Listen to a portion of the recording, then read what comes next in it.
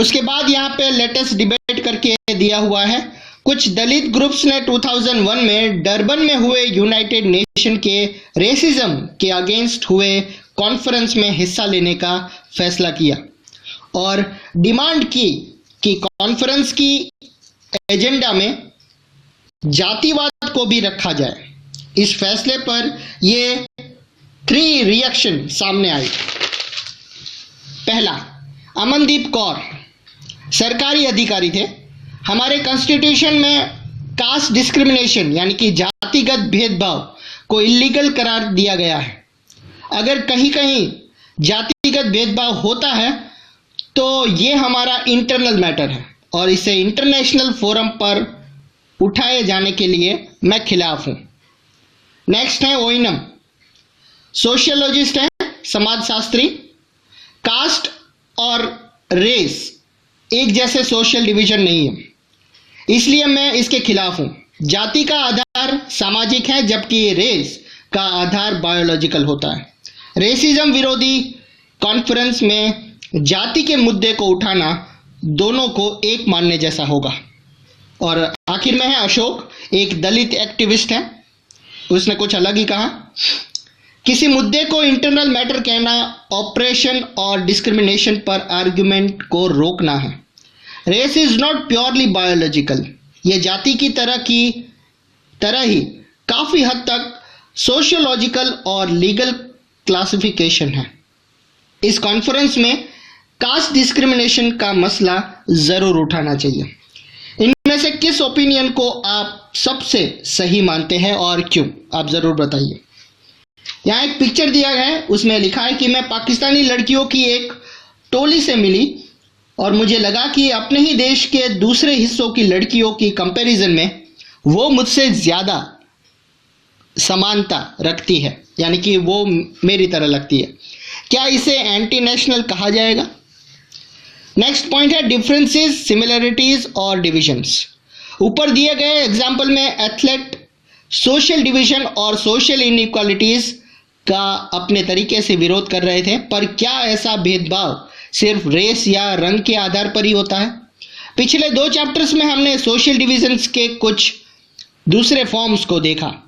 For example Belgium और श्रीलंका में ये डिवीजन रीजनल और सोशल थे, दोनों लेवल पर मौजूद थे। बेल्जियम में अलग अलग इलाकों में रहने वाले लोग अलग अलग भाषाएं बोलते थे और श्रीलंका में ये डिवीजन भाषा और एरिया दोनों आधार पर दिखाई देता था। इस तरह हम समाज में सोशल डाइवर्सिटी अलग अलग रूप में सामने आती है। नेक्स्ट है origins of social differences. Social differences mostly जन्म पर आधारित होता है। नॉर्मली अपनी कम्युनिटी चुनना हमारे वश में नहीं होता, यानी कि हम किस कम्युनिटी से होंगे वो हमारे हाथ में नहीं होता। हम जिस कम्युनिटी में हमारा जन्म होता है हम उस कम्युनिटी के कहलाते हैं। हम सिर्फ इस आधार पर किसी खास कम्युनिटी के मेंबर हो जाते हैं कि हमारा जन्म उस कम्युनिटी के एक परिवार में हुआ होता है। जन्म पर आधारित सोशल डिफरेंसेस का अनुभव हम अपनी डेली लाइफ में लगभग रोज करते हैं। हम अपने आसपास देखते हैं कि चाहे कोई स्त्री या पुरुष, लंबा हो या छोटा, सबकी चमड़ी का रंग अलग अलग है। उनकी फिजिकल एबिलिटीज और डिसेबिलिटीज अलग अलग है, लेकिन सभी किस्म के सोशल डिफरेंसेस सिर्फ जन्म के आधारित नहीं होते। कुछ चीजें हमारी पसंद या सिलेक्शन के आधार पर भी तय होते हैं। कई लोग अपने पेरेंट्स और परिवार से अलग अपनी पसंद का धर्म चुनते हैं, रिलीजन चुनते हैं। हम सभी लोग पढ़ाई में जो सब्जेक्ट होते हैं, ऑक्यूपेशन होते हैं, गेम्स होते हैं, कल्चरल एक्टिविटीज होती है, उसका चुनाव अपनी पसंद से करते हैं। इन सब के आधार पर सोशल ग्रुप्स बनते हैं और ये जन्म पर आधारित बिल्कुल नहीं है, ये तो हमारी चॉइस के ऊपर डिपेंड है। हर सोशल डिफरेंसेस सोशल डिवीजन का रूप नहीं लेती। सोशल डिफरेंसेस लोगों के बीच बंटवारे का एक बड़ा कारण होती जरूर है, लेकिन यही डिफरेंसेस कई बार अलग अलग तरह के लोगों के बीच एक ब्रिज का काम भी करती हैं, एक पुल का काम करती है। डिफरेंट सोशल ग्रुप के लोग अपने ग्रुप्स की बाउंड्रीज से परे, यानी कि उससे आगे भी डिफरेंसेस और सिमिलरिटीज का एक्सपीरियंस करते हैं।